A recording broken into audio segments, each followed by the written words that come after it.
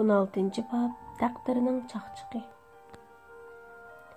Taң atarga yaqin Rus askarlari bütün jasadlarni gurchak bilan qirib, yo'llarni yuyib tozalab, muxbirlarga hech ish bo'lmagandek qilib ko'rsatmoqchi bo'lgan edi.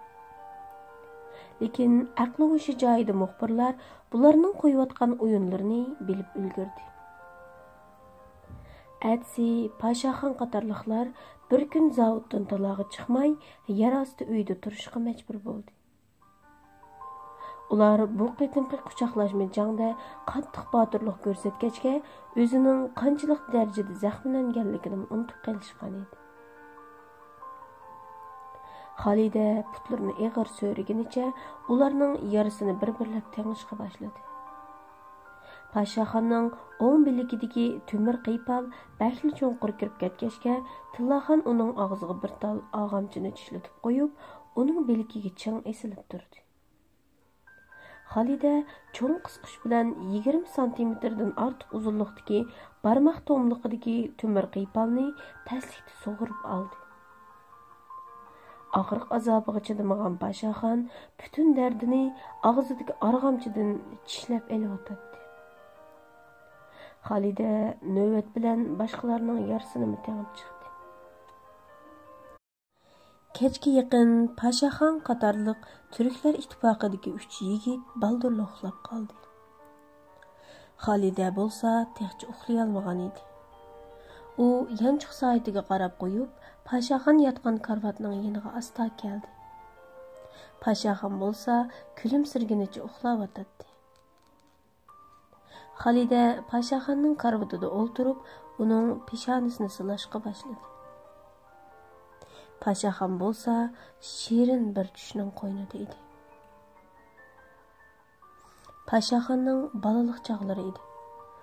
Bir kuni Pashaxon maktabdan qaytib kelib, bo'xchisini o'ylisiga tashlab qo'yib, singlisi Barnaxonni chaqirdi. Barnaxon ovoz chiqmadi. Barnaxon yana ovoz chiqmadi. Pashaxon uning davomli eshikning kayniga mo'kib olib, o'zini izlatadiganligini obdan biladi. Shunga yugurib kirib, eshikning kayniga qaradi. U bu yerdami yo'q edi. Ondan yig'ilgan yotgan ko'pining orqasiga qaradi. U yerdami yo'q bo'lib chiqdi. Pashaxon kallasini qashlab, o'yinliq chiqib, o'g'ziga qarab beqish uchun shoti bilan o'g'ziga chiqib, u yerdan topolmadi. Shuning bilan uning kallasiga darhol bir o'y kelib, o'ylining burjigidagi koni to'nirga qarab beqish niyatiga keldi. U o'g'zidan aldirab tushib, koni to'nirga qaragan edi, degandek singlisi Barnaxon to'nirning ichida to'gilgunicha mo'kinib o'ltiradi. Barnaxon, "Mani ko'rib qoldim." Qizchaq biliqlab kulgunicha to'nirdan chiqdi. Aslida Pashaxon uning bu yerga yushirinib olganligini o'ylab kirib bilgan edi. Lekin u singlisini xush qilish uchun bayamqi topolmagandek harakatlarni do'rab atay shunday qilgan edi. Astag'firulloh Barnaxon. Bu nechinchi qitimliqi? Qarang kiyimlaringizga maynat bo'lib ketganini. Endi bu yerga mo'kibman, dedi Pashaxon singlisiga yolg'ondan achchiqlagan bo'lib. Ma'qul aka, endi undaq qilmayman, dedi qizchaq kulgunicha akasining putini quchoqlab erkilib. Doim mushundaq deysiz, lekin yana unutib qolasiz, dedi Pashaxon singlisining beshini silab erkilatib. Qarang, sizga nima keldim? Pashaxon bo'xchisidan toshvarqi yirtilib ketgan bir tal rasmli kitobchini sug'urib elib, singlisiga sundi. Barnaxon kitobni qo'liga elib, shunda xush bo'lib ketgan edi. Ondan u uyga yugurib kirib ketib, bir narsani olqinida chang tutqunicha akasining oldiga chiqdi. Aka, buni sang saqladim, qarg'ina buningga. Barnaxonning qo'lida tayoqli kamputdan birisi turadi. Vah, nereden topding? Aldım shu, sen bergan pullarni yig'ib qo'ygan. Pashaxon xushal bo'lib, kamputning qog'ozini oldirab, ichib, og'ziga soldi. Bərnaxan aksini xoş qılğanlığından çəksiz məmnun olub, aksının kəmpütni şümgeniga qarab, ağzını tamıştıb, levini yalaşqa başladı. Paşaxan sınglısının kəmpütni yegisi kelib ketkenini görüp, dərhal onu ağzıdan elib, sınglısının ağzıga saldı. Əmdi sen şümgin Bərnaxan. Paşaxan, Bərnaxan deginiçe ünlük toğlap oyğunub ketdi. Xalidə onun yüzüge qaradı. Muş tapda iki tamcı yaş uxlavatqan Paşaxanның gözüdün taramlap yastıqı tamçılıvatatdı. Xalidə Bərnaxan degen avazını anlap çöçüp ketdi. O Paşaxanның yatqan altıga qarab, xuddi balalıq çağlarını esiga elishqa başladı. O Paşaxan degan ismni qachonlardadir bir yerda anglagandek qiladi. O qattiq o'ylanishga boshladi. Bərnaxan. To'g'ri, bu mening kichikligimdagi ismim-ku. Paşaxan degan ism menga nihoyat tonish. Shundoq esimga kelyotidi. Balliq chağımda mening bir akam bo'ladigan. İsmi Paşaxan emasmidi? Men bularni izchil tushum deb o'ylab keptiman. To'g'ri. Men bo'ron chiqqan yoki chaqmoq chaqilgan oqshomlari qo'rqib ketib akamning joyiga kirib olatdim. Akamning dumbisida bir tal qo'noqchilik go'sht bor edi. Men uning ashu munchoq go'shtni silab o'ynab uxlab qolatdim. Tushlarimda men bir umr izlab kelgan akam Paşaxan mushu bo'lib qolmasin yana. Xalidani titrak bosdi. U darhol uxlab yotgan Paşaxanning ko'ynigini o'rib, uning dumbisiga sap soldi. Degandek, Paşaxanning dumbisida ukchidek bir tal yumloq go'sht sangilab turadi. Xalida buni ko'rib dang etib qoldi. Onun gözlerinden to'xtamay yosh taramlashga boshladi. U o'rnidan darhol turib, yarasti uydan chiqib, udul o'zining yotqiga chiqdi. Ondan girim buyumlari sandiqining ostidan bir nimani oldi. Zavod qo'rosidan chiqqan maxfiy dit ovoz necha kilometr narisidagi mehmonxonada turayotgan rus savdogarning diqqatini tortdi. O telegrammani topshirib elib, mazmunni ko'rib bo'lgandan keyin qo'liga telefon trubkasini elib, kimdir biriga buyruq qildi. Harakat atiyanga o'zgardi. Qush uvusiga qaytmabdi. Buyruqimni kutinglar. Xalida telegrammani urayotgandan keyin darhol yarasti uyga kirib, laydek uxlab yotganlarning yengini aldirab turib, belikining teri ostiga yotig'idan ekelgan bir xil ukulni urishga boshladi. Bu ukul bayanqı üçeylenge yuşurunca berilgen uyku doğrusunun zahrini qaytırışqa işletildiğen doğru bulup, bu doğrunun önümi ularının uykudan uyg'onishini tezletedi. Xalida ularga ukulni urib bo'lgandan keyin yarasti uydan aldirab chiqib, zavod qo'rosining oldidagi shaharlik saqchi idorasiga kirdi. U qarovullar bilan bir nimalarni deyishgandan keyin udul idora boshlig'ining ishxonasiga kirib keldi. Anadan yenidan bir tal kinishkini chiqarib, aldirash xizmat qilayotgan boshliqqa sundi. İdora boshlig'i kinishkini qo'liga elib ko'rib, opul-topul Xalidaga harbiy chas berib, uning oldida bola askarda hurmat bildirib turdi. "Men bilan men", dedi Xalida jiddiy buyruq qilib. "Xo'p, boshliq", dedi idora boshlig'i yangi askardek Xalidaga beshini egib. Ular saqchi idorasining kichik mashinasi bilan bir qancha tekshirish chorasidan o'tib, shahar sirtidagi harbiy gazarmaning darvoza oldiga kelib to'xtadi. Xalida mashinadan tushish oldida mashina haydab kelgan idora boshlig'iga yana buyruq qildi. "Idora boshlig'i, meni ko'rdingizmi?" "Yo'q, ko'rmadim. Moskvaga ahvolingizni doklad qilaman. Buningdan keyingi taqdiringizni men belgilayman. Buning uchun ifodangiz hammadan muhim. Gapimni tushundingizmi?" Düşendim başlıq. Bolsa atıdarçılıq qıp qoyun. Boldi, siz ornыңыз qaytın. Xo'p başlıq, dedi idara başlığı Xalidəyə yana bir qitim püklənib cas berib. Xalidə hərbi gazarmının qaravuluğa yana bir nimalarni deb darvozadan kirib ketib, ayol o'tmay kichik bir harbiy mashinani o'zi haydab elib chiqdi. Bayatın kelgucha yo'llardagi qat-qat to'siqlardan saqchi idorasining boshliq mashinasi tasirrak o'tgan bo'lsa, bu qitim alohida numurliq bu harbiy kichik mashina to'siqlardan to'salg'isiz o'tib, birdamdala zavod darvozasining oldiga kelib to'xtadi. Xalida bo'lsa mashinadan oldirab tushib, cho'ng darvozani ochgandan keyin mashinani zavod hovlisining ichkarisiga haydab akirdi. Yarasta uydagi 3 odam hali ham uyqusini ocholmay uxlayotdi. Xalida berib Pashaxonni silkishga boshladi.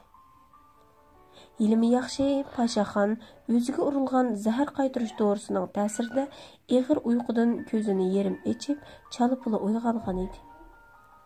Lekin uning besh qayib o'rnidan tura olmayotdi. Pashaxon, dedi Xalida uning yuziga stakandagi sovuq suvni chechib turib. Uyg'oning, tez uyg'oning. Nimish bo'ldi Xalida? Deb so'zib so'rdi Pashaxon ko'zini yerim yumib turib. Qolgan gapni keyin deyshayli, dedi Xalida uni karavotdan yulab yerga tushirgach. Ular bizni sezib qapti. Darhol yo'tkalmasak, ishimiz chatoqdek turadi. Mağazada nim bo'ldi? Keyin hammani deb birman, tez bo'ling. Xalida Pashaxonning qo'ltig'idan yo'lab turg'izib, uni nayt taslikda yarasta uydan zavod qorosiga elib chiqib, harbiy kichik mashinaning oldiga chiqarib o'ltirg'izdi. Ondan navbat bilan qolgan ikkilarni yo'lab turg'izib, mashinaga soldi. Shu chaqda Pashaxon bir oz hushiga kelgandek bo'lib, mashinani o't oldirayotgan Xalidaga taslikda aytdi. Xalida, siz yotgan yotoqda bir narsa bor edi. Shuni elib olishni unutmang. Pashaxon, dedi Xalida illiq mehr bilan burilib qarab.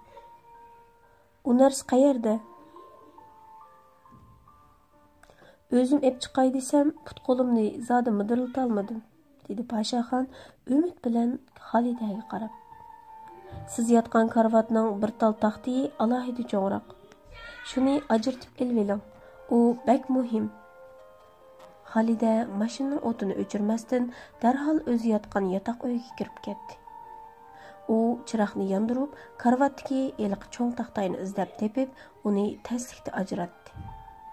Shunda qilib, mashina qorong'uda shaharning janubiga qarab yurib ketdi. Yo'llardagi o'michik to'ridagi to'siqlardan harbiy mashina bemalol o'tib shahardan chiqitay deb qolgan chog'da cho'ng bir to'siqda to'xtab qoldi. Yo'l xaritangizni ko'rib baqsam bo'lamdi, xonim? deb so'rdi bir harbiy amaldor mug'ambarlik bilan Xalidaning kelishgan chiroyiga qarab. Bo'lmamdigan leytenant, qani marhamat. Xalida hech bo'lmagandek ovozini qo'yib etib, kulgach yenidan bir tal kinishkini uningga sundi. Harbiy amaldor kinishkini ko'rib cho'chib ketdi. Ondan harbiychi salom berib, Xalidaga hurmat bildirdi. Kechiring xonim, xizmatingizga putlik ashang bo'ptiman. Yo'lni echib o'tinglar, deb buyruq qildi harbiy amaldor qilganlardan tamtirab. Mashina quyundek yurib ketdi. Pashaxon atrofida yuz berayotgan ishlardan bir nimani sezgandek bo'lib, Xalida bilan paranglashmoqchi bo'ldi-yu, lekin og'iz ochish petini olmadi. Chunki mushtabning o'zida bu uchaylarning hayot mamoti Xalidaning qo'lida edi. Harbiy mashinaning surati nihoyat tez edi. Tavatarga yaqin ular shahardan xeyli yiroqlab, namoz vaqtiga yaqin bir daryoning levidagi o'rmonlikqa kelib to'xtadi.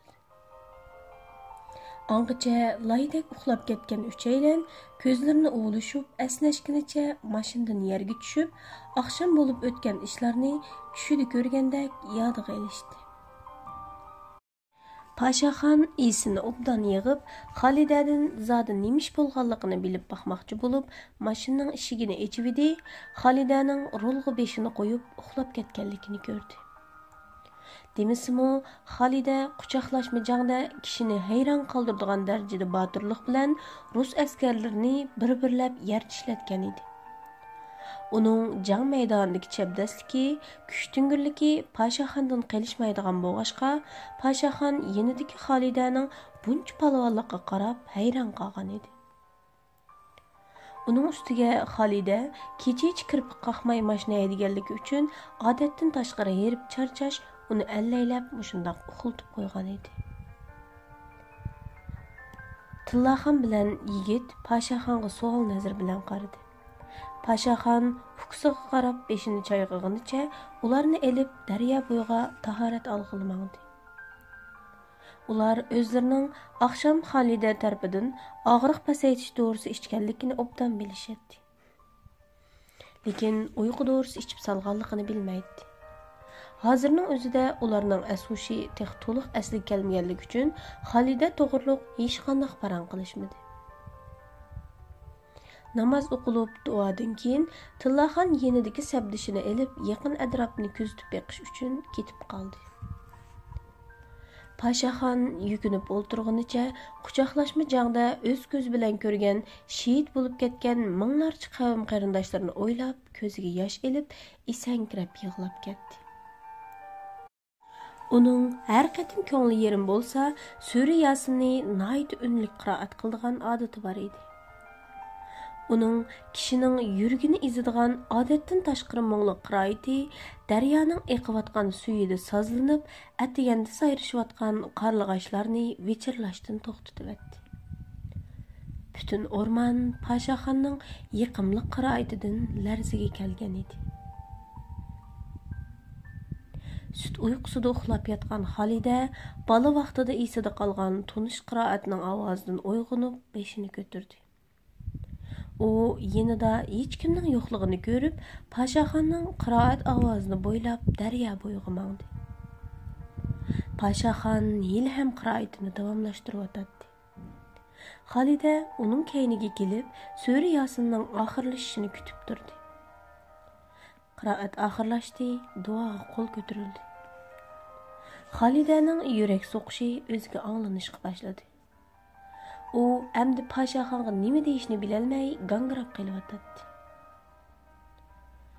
Paşaxon duodan yanay deganda Xolida yig'lab kelib tizlanganicha uning dumbisiga beshini qo'yib Paşaxonning keynidan quchoqlab oldi.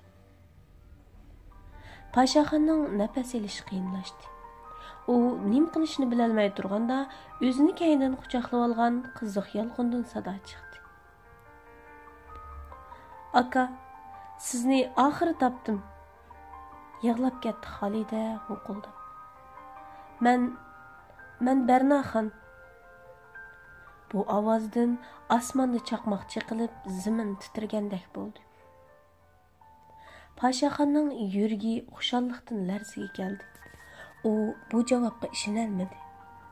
Bir umr ko'rishga tashna bo'lgan singlisining yenida ekanligiga zodil ishonolmadi. Yo'q, meni aldamag'in Xolida, dedi Paşaxon ko'zidan tomchilagan yoshlarni surtib turib. Sening kimliging menga ayon. Sen ruslarning odami ekansan. Sen hargiz Bernaxon emas.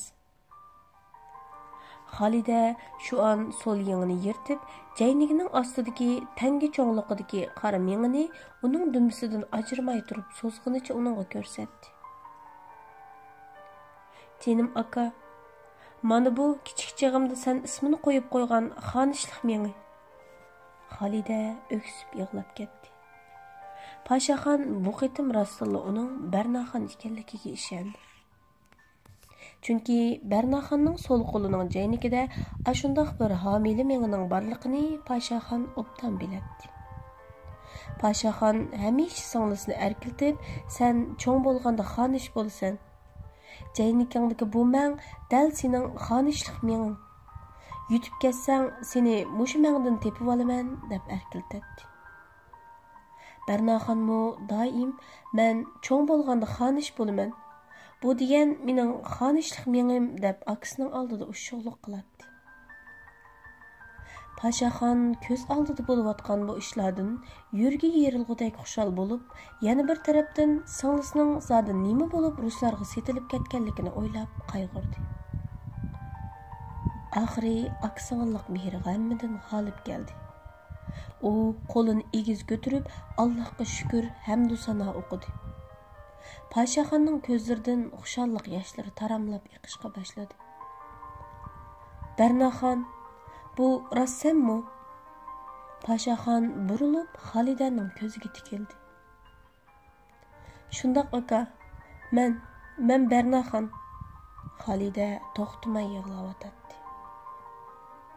Bərnaxon, Paşaxon bir umr ko'rishga tashna bo'lgan singlisini bag'riga bosdi.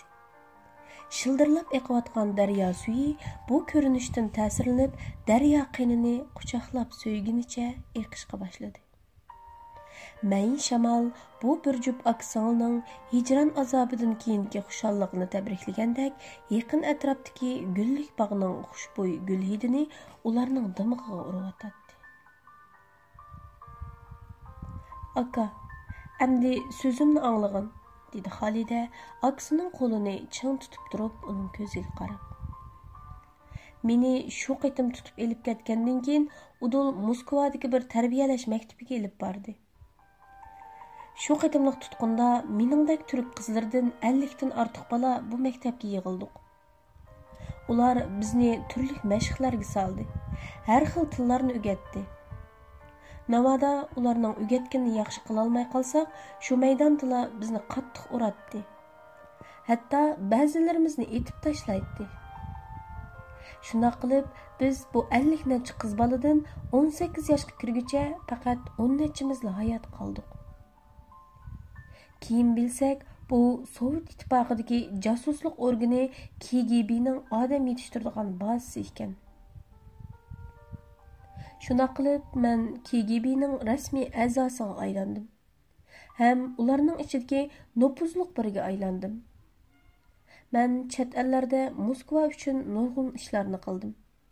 Mening ta'minotim, imtiyozim boshqalarninkidan alohida yuqori o'rinda edi. Shunda qilib men bargan siri mashina odamga aylanib qolishga boshladim. Men o'ltirgan odamlarning kimligini bilmayman. Ularni sanabmı tügütelmeymen. Men özümni izchil Rus milletidan deb qarab keldim.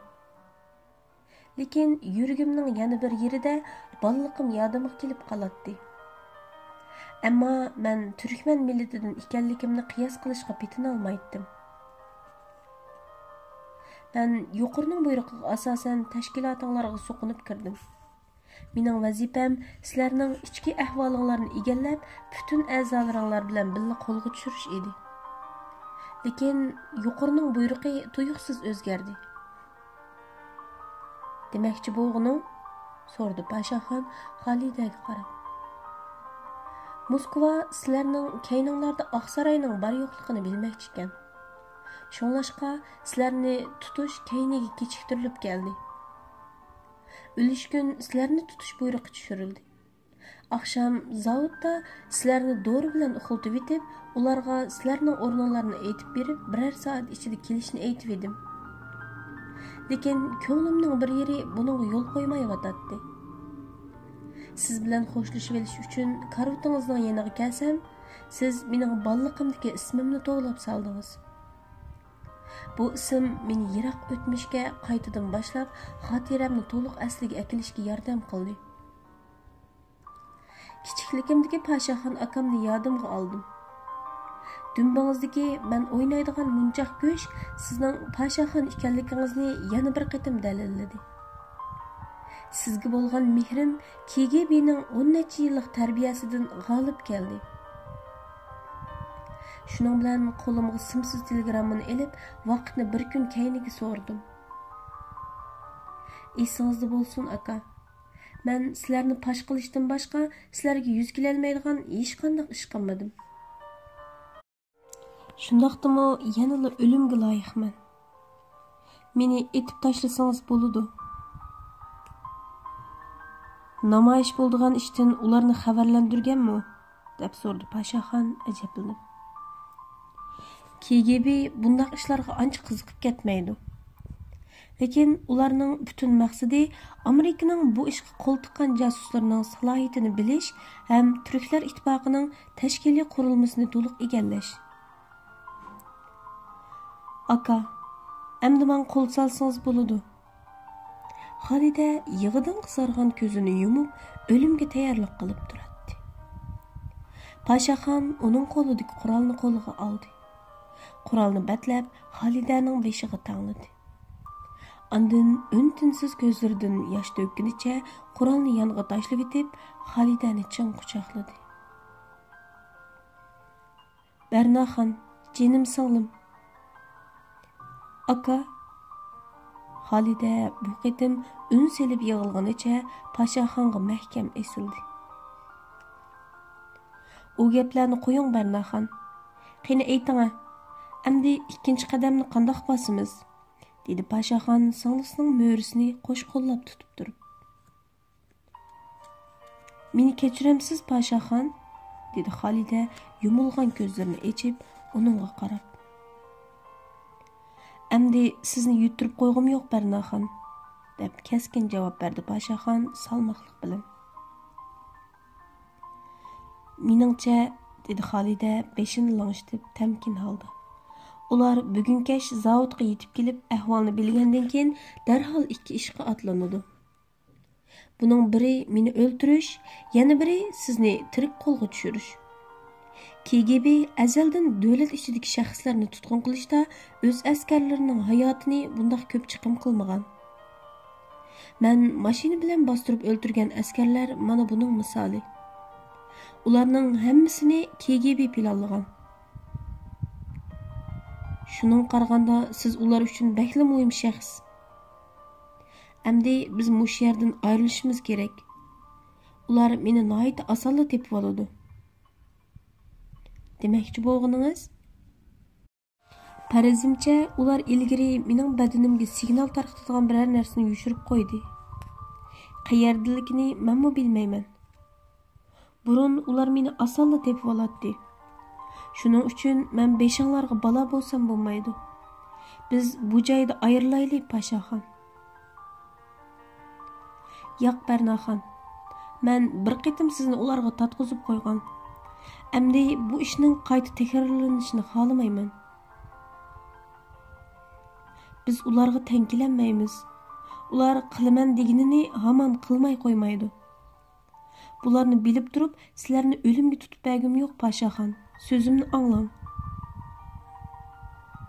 Yo'q, men tek hayot Bernaxon. O'lsammi, endi sizni yutirib qo'ymayman. Ular amaliyotda bir-birini yoqtirib qolishgan edi.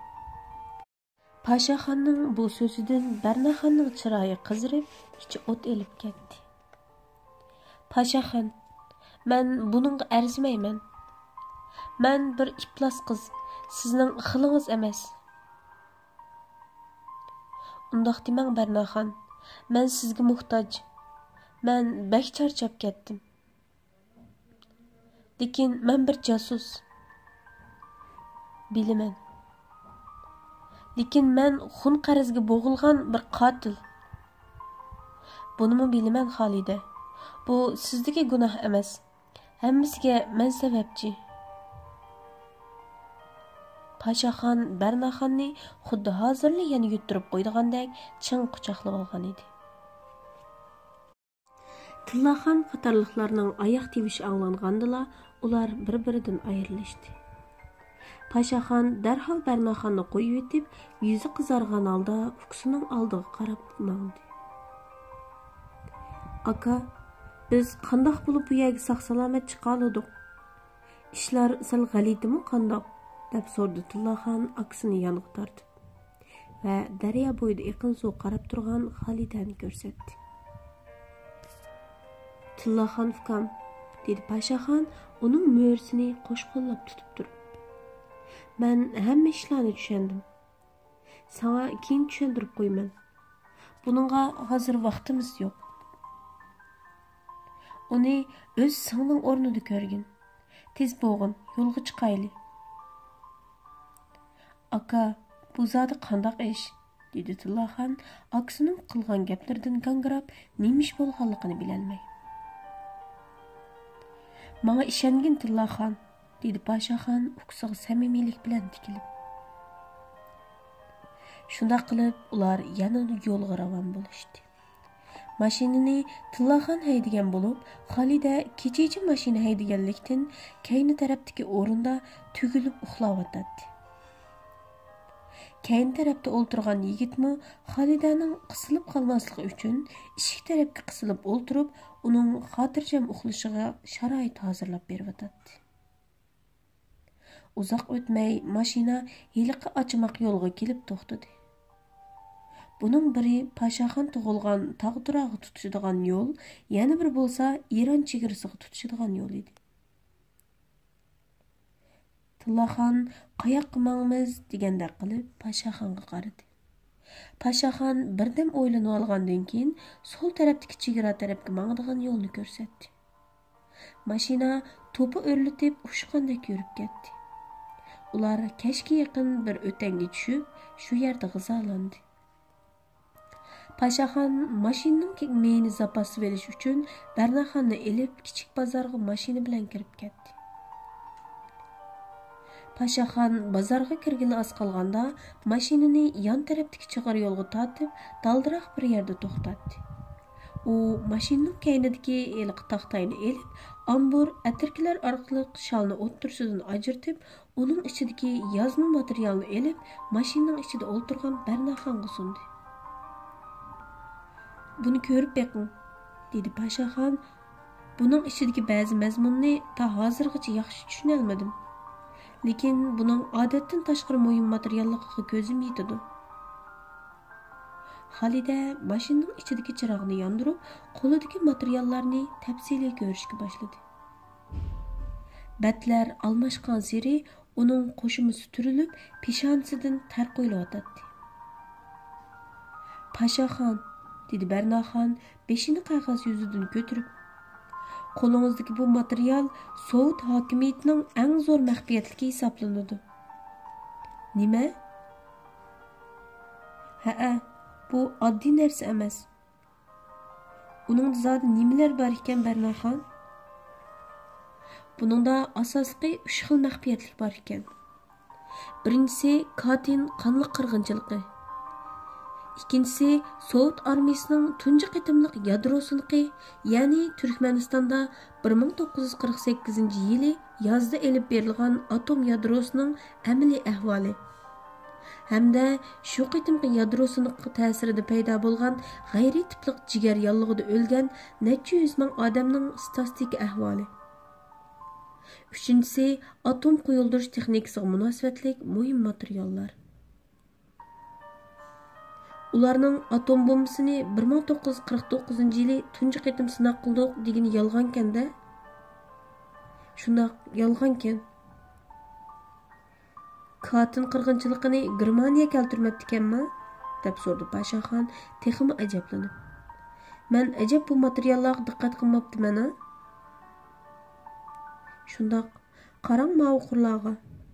Barnaxon qog'oz yuzidagi ruscha harflarni turkman tiliga aylantirib, qisqacha xulosalab o'qishga boshladi. Ikkinchi dunyo urush mezgilida Sovet hokimiyati ostidagi Polsha zaminda fuqarolarning o'lgan soni 150 mingga yetgan. 1940 va 1941 yil mezgillarida 120 mingdan 100 minggacha polshalik asirlar Kolima rayoniga, ya'ni hozirgi Rossiyaning Sibiriya rayoniga palangan. Buning ichida 583 odam hayot qolgan. Sovet Markaziy siyosiy byuroning asosli a'zolaridan bo'lgan Stalin, Vyacheslav Molotov, Kilmeyn Vershov, Anastas Mikoyin qatorliq 4 nafar yuqori darajalik amaldorlar qo'l qo'yib G'arbiy Ukraina va G'arbiy Belorussiyadagi asirlar lageriga qamalgan. 25700 Polsha asirini bularning hammasi Sovet so'roqchilari tarafidan millatchi va inqilob qarshi turg'uvchilar deb bekitilgan. Ularni bir taraf qilib etishni qaror qilgan edi. 1940 yılı 4 ayının 3 günüdün 5 ayının 19 günügece bolğan bir aydan köprek vaqt içinde 21857 nefer Polşalıq əsir oxşamagan jaza meydanında etib öldürülgen bolup 14552 əsir Rusiyanın 3 çoğ jaza lageridan eklengen. 7305 əsir Belorusiya ve Ukraynanın G'arbiy rayonundaki jaza lageridan eklengen. Bunun içinde Kizilisik lageridan 4421 əsir, Starobilisik lageridan 3820 əsir, Astashikov lageridan 6311 əsir, Belorusiya ve Ukraynanın başka tutup duruş ornudan 7305 əsir var. Sovet içideki işler komitetideki əsirler başqaruş idarəsinin birinci qol rəhberi mayor general Peter Karbovich Sproyonunki Katyn ve başka jaylardaki Polşa ofisleri qarta tazlaş elip bargan. Katynda ziyankeşlikka uçurganlar içinde bir nefer Deniz Armiya generali, 2 nefer Quruqluq Armiya generali, 24 nefer Quruqluq Armiya polkovnik, 79 nefer Quruqluq Armiya podpolkovnik, 258 nefer Quruqluq Armiya mayori, 654 nefer Quruqluq Armiya starshi leytenant, 17 nefer Deniz Armiya starshi leytenant, 3420 nefer kesbiy askar, 7 nefer harbiy pop, 3 nefer pomishchik, 1 nefer kinez, 43 nefer hükümet əməldari, 85 nefer askar, 131 nefer musafir var. Onundan başka ziyankeşlikka uçurğuchilar içinde matematik Stefan Kerchmazishni öz içiga algan 20 nefer ali mektep professori, 300 nefer doktor, 400 advokat, injener, o'qituvchi, 100 dan ko'proq yozuvchi muxbir ve 200 nefer uçquchi var. 20 dan ko'proq hukumat amaldarini ichki ishlar komiteti o'zi bir taraf qilib etgan. Qirg'inchilik mezgilida Sovet doiralari Leon Bilavich, Benislav Bohatrovich, Kisavir Cherntiskiy, Stanislav Haller, Aleksandr Kovalevskiy, Henrik Minkevich, Kazimierz Vukaskiy, Konstantin Pilsovskiy, Rudolf Perix, František Chikorovskiy, Leonard Sikirskiy, Pyotr Skorotovich, Mechizavov Smaravinskiy, Alazavir Kunas qatarlıq 14 nefer Polşa generalini öldürüp etken idi. 1940 yılı 4 ayının 4 günü öldürüş başlanğan şu günü 390 Polşalıq əsir elinip gelingen bulup, icraçı xadim bir keçide bunç köp əsirni etip öldürüşünün asan iş emasligini bayqab, her günlük bir taraf qilish sanını 250'den aşırı etmeslikini bekitken. Bir taraf qilish Moskva taraf ta'minlagan Germaniyada yasalgan Walter tiplik tapanca bilan icra qilingan. Onundan başka Sovet özü işlep çıkargan Nagant tiplik revolver tapançını işletken. İcraçı xadim əsirlerini bir taraf qilishda asaslıqı Germaniya işlep çıkargan tapançını işletken. Sebebi Sovet yasagan revolver tapançının arka tepiş gücü güçlük boğaçqa atqıcının biligi ağırıp ketken. İçki İşler Komiteti baş icraçısı Vasily Bilakixin 4 ayının 28 gün içidila Kalin türmüsü ve Astashikov lagerdeki 7000 əsirni etip öldürgen idi. Bunun içinde bazılarının yaşı əmdil 18'ge kirgen.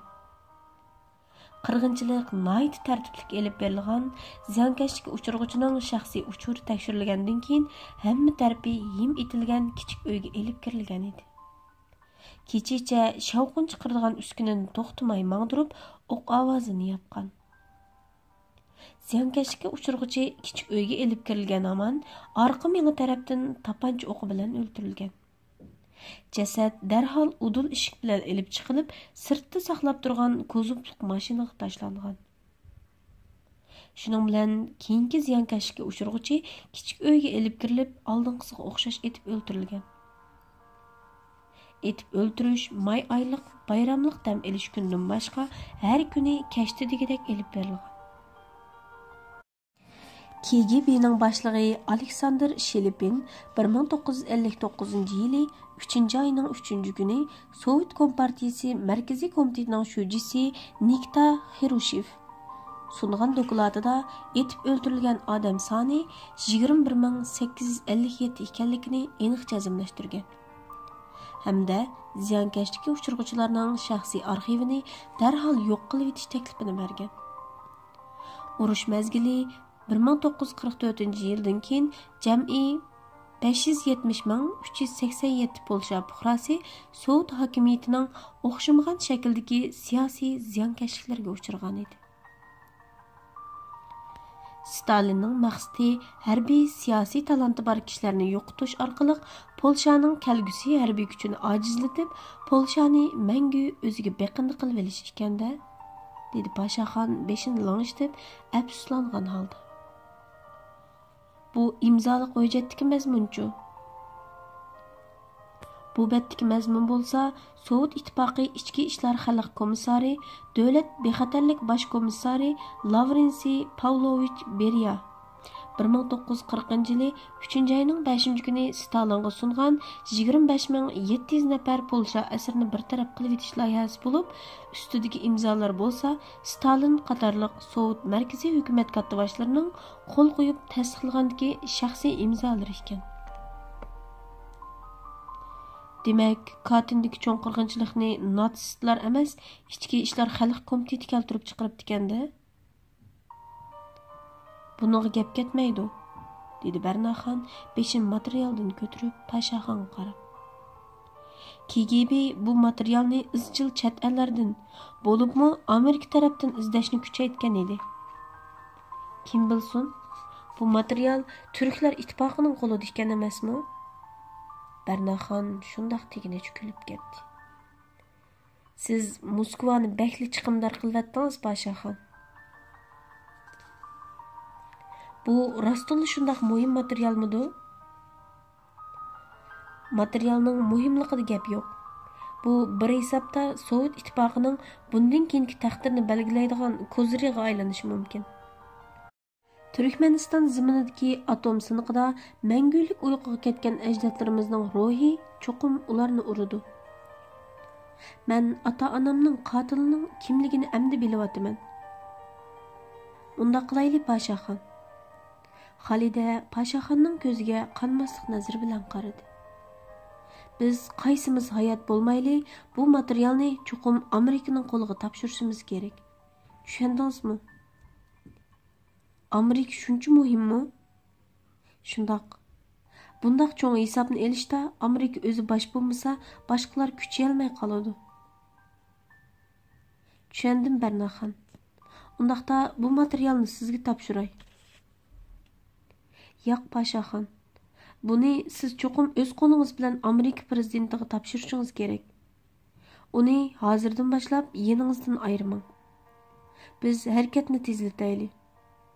Ular ati tushguncha bizga yetishib bo'ladi. Biz angacha chegaradan chiqib ketishimiz kerak. Pashaxon boshqa gap qilmadi. U materialni qat-qat plastir bilan suv, yomg'ir o'tmagidek qilib yaxshi o'rgandan keyin bel qismiga ching tangvatdi. Andan mashinani o't oldirib bozor tarafga yurib ketdi. Atsi atganda ular chegaraga yaqinlab, mashina mang'almaydigan yergacha yetib keldi.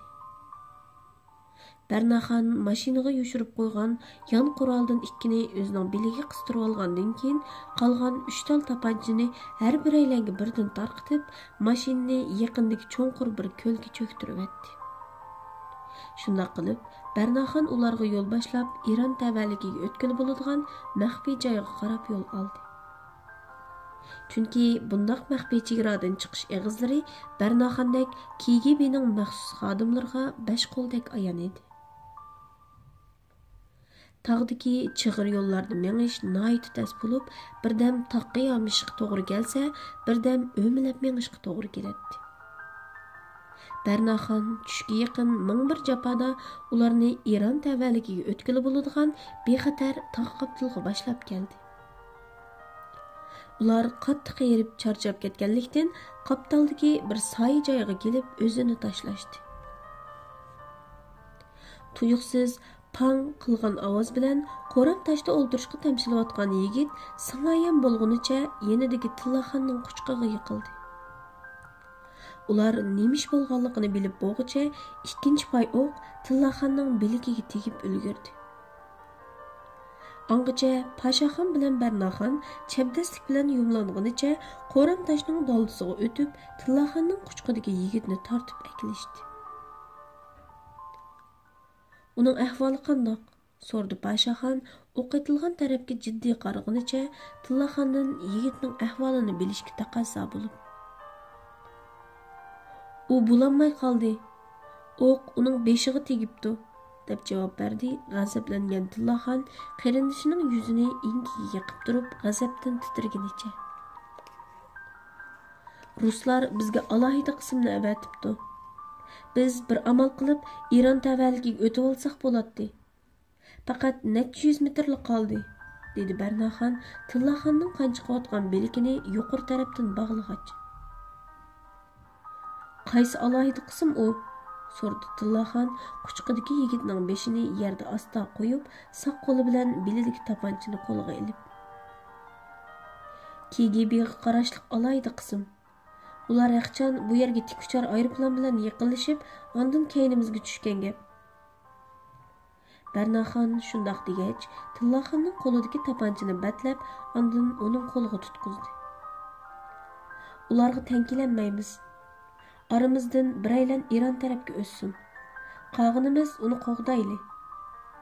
Angacha yaqin atrofdagi qo'ramtashning kaynidan kanayda ruscha vaqirgan ovozlar anglanishga boshladi. Sizlar Qo'rshovda qoldinglar. Taslim bo'linglar. Itning ballari, jinimni tikib qo'ydim. Achchiqlandi Tillaxon yerga birni tukirib, tishini g'uchirlatganicha. Tillaxon, dedi Barnaxon uning qarab. Hargiz beshingizni ko'tarib sanmang. Baya aytganimdek Pashaxon, siz darhol kun petish tarafga qarab qayting. Yo'q, siz oldi bilan men. Biz sizni qo'g'daymiz, deb keskin javob qaytardi achchiqlangan Pashaxon. Angacha yana yomg'irdak o'q yog'ishga boshlab, ularni qo'ram tashning kaynidan midirlig'ini qo'ymayotdi.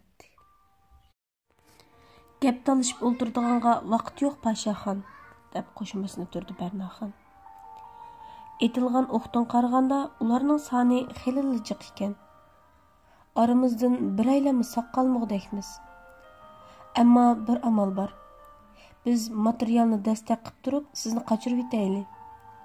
Shuning bilan ular hech qaysimizga qalaymiqan o'q atanmaydi. Biznimi tirik qo'lga tushirishga urinadi. Qo'shilamsiz? Bunda qilsak qandoq bo'lar? Dedi Pashaxon ikkilangan holda. Biz materialni ularning qo'liga bermaymiz. Faqat isbusini chiqaramiz. Lekin sizning bundan keyingi hayotingiz butunlay xatarga to'lgan bo'ladi. Ular bo'lsa sizni tirik qo'lga tushirish uchun sizni yer sharidan yengnas degandek izlaydi. Esingizda bo'lsin. Vaqti kelganda KGB'ning amaliy kuchi Amerikaning Markaziy axborot idorasidan kuchli. Ular sizni tepish uchun vosita tanlamaydi. Tushundingizmi? Sizlar qanday qilasizlar? Bo'ldilar, Tillaxon bilan ikkinglar menglar. Bu degan buyruq, dedi Pashaxon achchiqida bo'g'ilib. Aka, quruq gapni qo'y. Yigitlarimiz kim uchun jinini tikkan? Ularga 100 kilo alishimiz kerak. Tez bo'g'in, Xolidaning deganda qilayli, dedi Tillaxon aksidan o'tingan holda. Bizdan ansirmang Pashaxon. Men bir amal qilib o'zimni ham Tillaxonni ularning changilidan qutuldirman. Buning uchun siz aramizdan tirik ketishingiz shart. Pashaxon mushtaqda umridagi eng zo'r, eng qiyin bo'lgan bir tanlashga duch kelyapti. Oxiri u bir qarorga keldi. Bo'pti, shuni qilayli. Aytganlarim esingizda bo'lsin. Alloh xolisa hamon ko'rishimiz. Ularning qo'lidan qochib ketgan chag'inglarda cho'qim men tug'ilgan tog' turadi panohlaninglar. İmkan bo'lsa, siz sol bilkingizni tekshirib beqing. Shu bilkingiz normal emas. Tushundingizmi? Tillaxon ularning material va normal emas degan so'zlarini anglab, nima ish ekanligini so'ray deyotganda, Barnaxon alqinini kanay shaklda qilib, yaqin tarafdagi Qoramtosh tarafga qarab, unlik varqirab gap qildi. Sizlarga lozimi bizning jinimizmi yoki qo'limizdagi Stalinning polshaliklarni o'ltirishga tushirgan tasdiq qog'ozimi? Nima? Nim deding? Deb vaqirdi Kanay. Sana Katın qanlıq qırğınçılığı yoki Türkmeniston yadro sunqining amaliy ahvoli lozim emasmi? Deb vaqirdi Barnaxon toza kuchib. Alohida qism jimib ketdi. Ular bu dokladni yuqorgi telegramma orqali ma'lum qilyotdi. Yuqoridan jiddiy buyruq keldi. Qanchalik badal to'lashdan qat'iy nazar material qo'lga sog'-salomat tushish kerak edi. Sizlar materialni topshirsanglar, hayotinglarga kepillik qilamiz. Bo'lmaydigan hammanglar qirib tashlansizlar. Kanay yana yangrashqa boshladi. Navoda bir pay o'qni bizga otadigansizlar, materialmi yo'q, bizmi yo'q bo'lamiz. Barnaxon shundoq deginicha, yandagi shehid yigitning bir jup oyoqini qo'rsiq tarafga tengib, o'rnidan o'ri bo'lib turdi. Atamdoq deb so'radi alohida qismning margini Barnaxonning beshini nishonga ilib turib. Nima? Ko'rmadingmi uning qo'sqiq tengib olgan bombasini? Deb vaqirdi boshliq marganga. Xolida degan munofiq ashu shu, uningdan ehtiyot qilinglar. Uning qo'lidan har balo keladi.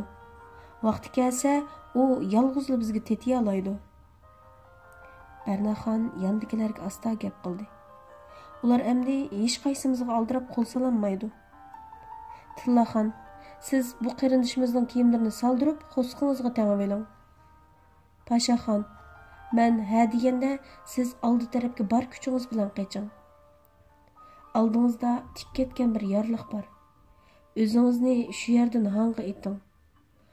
Udulla Iron tavalligidagi cho'nqur bir ko'lga tushsiz. Aman bo'lsa, tog' turadi sizni kutmam Pashaxon. Eng muhimi materialni egziga topshirish. Buni unutmang. Shu chaqda yuqoridan yana yangi buyruq olgan Kanay unlik yangrashqa boshladi.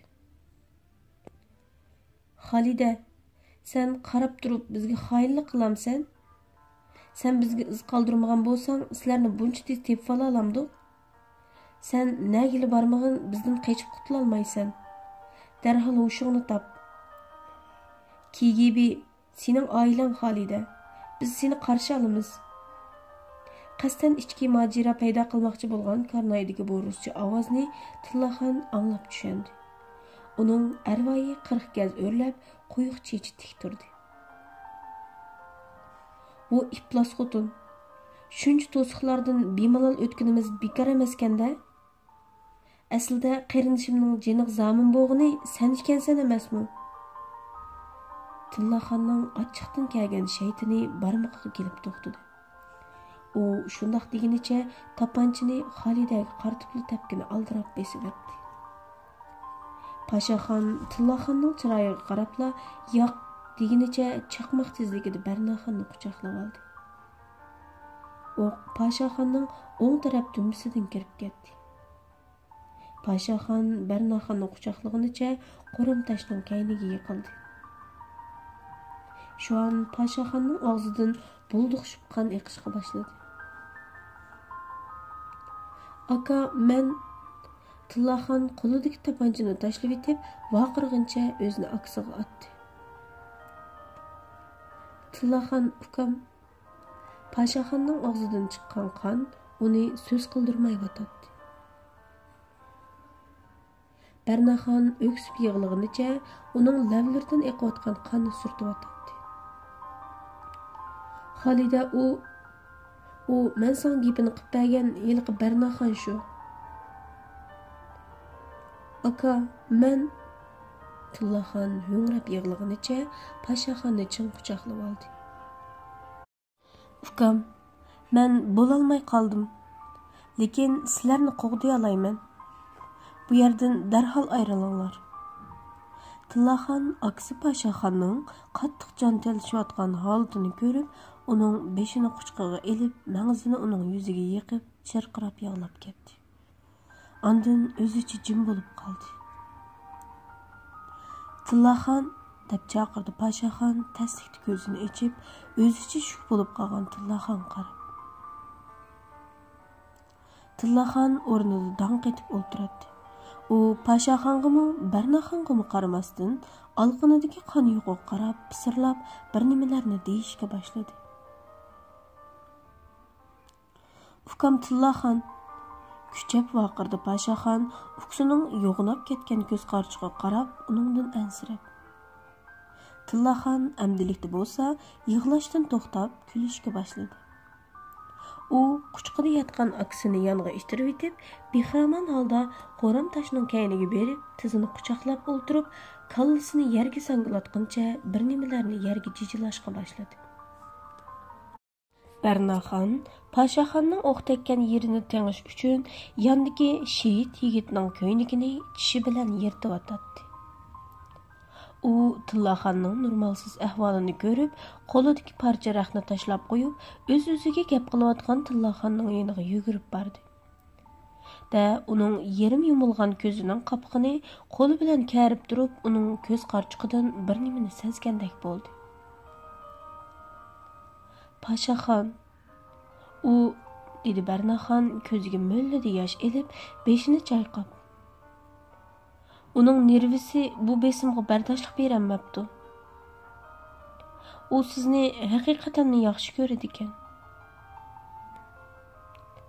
Voy isit, jenim ukam.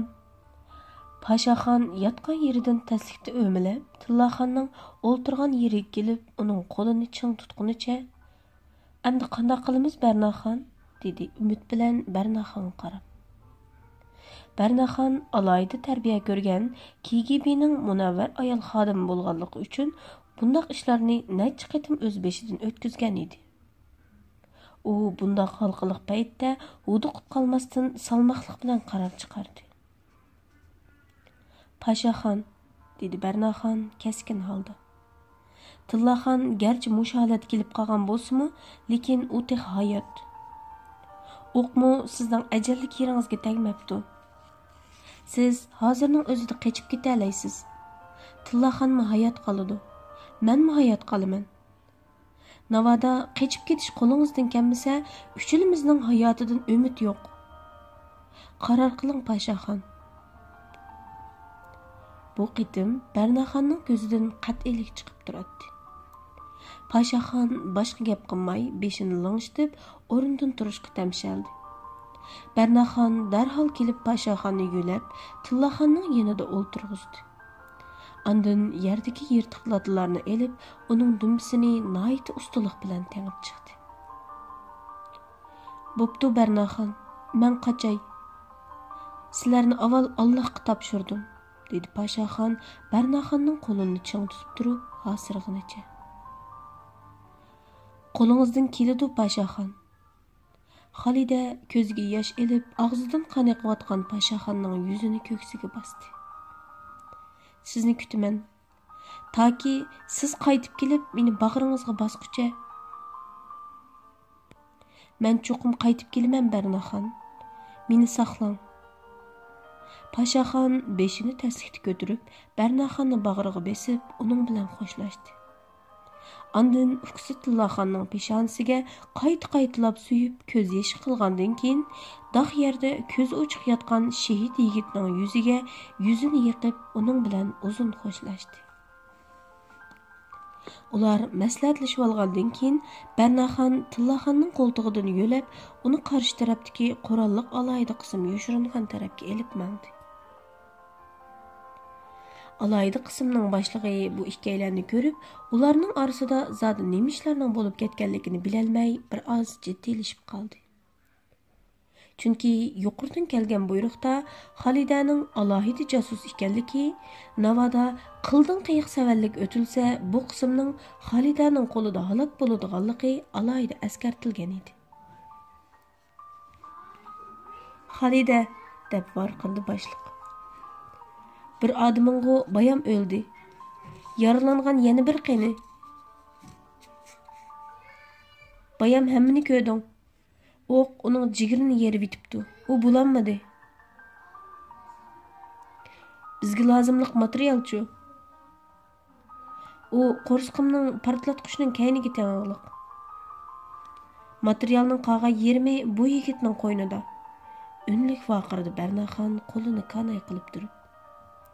Qism boshlig'i yana vaqirdi. Qo'lingdagi qurolni tashlab et. Mani ko'rdingmi? Hammasi mana shu. Barnaxon belidagi qistirilgan tapanchalardan jam'i 4 tanani qo'lida egiz ko'tarib turib, ularga ko'rsatgandan keyin yerga bir-birlab qo'yishga boshladi. Boshliq durbin bilan hammani aniq ko'rib turibdi. U Barnaxonning yerga qo'ygan tapanchalarning soniga qarab, ko'ngli bir oz aram topgandek bo'ldi. Shundaqdimi u yana tashvish ichida qo'lidagi soatga qarab qo'yib, yanidagi yordamchisiga aytdi. Yuqoridan keladigan yordamchi qism ajab kelmaydi-ya. Hammadan chatig'i Mau Xolida degan nima? Hay. Tikucharning keladigan vaqti bo'lay dedi boshliq. Lekin biz 6 odam. O ikkisi osmonda uchsimi bizga tetiy olmas? O gapingni qo'y, dedi boshliq qapig'ini turib. Bosh shtab bekorga yordamchi qism avattamti. Av ayoldan ansirayman bilamsan. Angacha Barnaxon bilan Tillaxon ular turgan qo'ramtoshga yaqinlab keldi. Tillaxon qo'li yumshoq kichik boladek bahramon holda Barnaxonning qo'lidan tutib agishib kelyotdi. Ular qo'ramtoshning yeniga kelishi, toshning keyindan 6 qurolli xodim chaqmoqdek etilib chiqib, ularni orasiga elib oldi. Qo'lingni beshingga elib yerda yot. Buyruq qildi boshliq ikkisining beshiga avtomatni tanglab turib. Shu asnoda Barnaxon qism boshlig'ining qadamni xato bosganligini sezib, ko'nglida cho't so'qib bo'lgan edi. U qo'lini beshiga qo'ymoqchi bo'lib, ikki qo'lini ko'targandek bir qilibla ko'zini yumib ochqucha Tillaxonning bel qismiga yushirib qo'ygan tapanchini elib, chaqmoq tezligida qism boshlig'ining mengisiga batlab ulgurdi. Hamman qurolni tashlash. Bo'lmasa, buning kallasidan to'shib kechib etaman. G'azab bilan varqirdi Barnaxon qolgan 5 xodimga. Qolgan merganlar ko'z oldidagi bo'lgan bu ishlarga ishonolmay gangrab turganda, pang qilgan bir pay ovoz bilan Barnaxonning qo'lidagi tapanchadan bir o'q etilib chiqib, ularning ichidagi boshliqqa yiroqroq turgan birisining peshonasidan to'shib kechib etdi. Bichara xodim qo'lidagi qurolni tashlashga ulgurolmay, tizlangan holda jon taslim qildi. Angacha Pashaxon Barnaxon bilan oldin deyishib olgani bo'yicha o'q ovozini anglabla qo'ram toshning keyindan jinining boricha chegara tarafga qarab yugurdi. U bar kuchini ishqa selib, levini leviga tishlab yugurib o'tadi. O'z xodimining peshonasining o'ttirsidan shurqirab chiqayotgan qonni ko'rgan qism boshlig'ining qo'li titrab, avtomati ixtiyorsiz Barnaxonga o'tib ketdi. U kekashlab qo'l ostidagilarga buyruq qildi. Darhol uning deganda qilinglar. Qolganlar shu an boshliqning degani bo'yicha qo'lidagi avtomatlarni yerga qo'yib, ikki qo'lini beshining ustiga qilish bilan tang Barnaxon qo'lidagi avtomat bilan kayniga kirib olgan bu alayda qismni dunyodan pak-pakiz qiravetdi.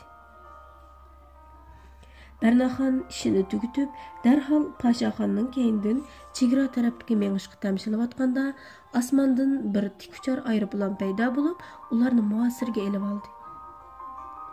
Barnaxon amalsiz qurol topshirishga majbur bo'ldi.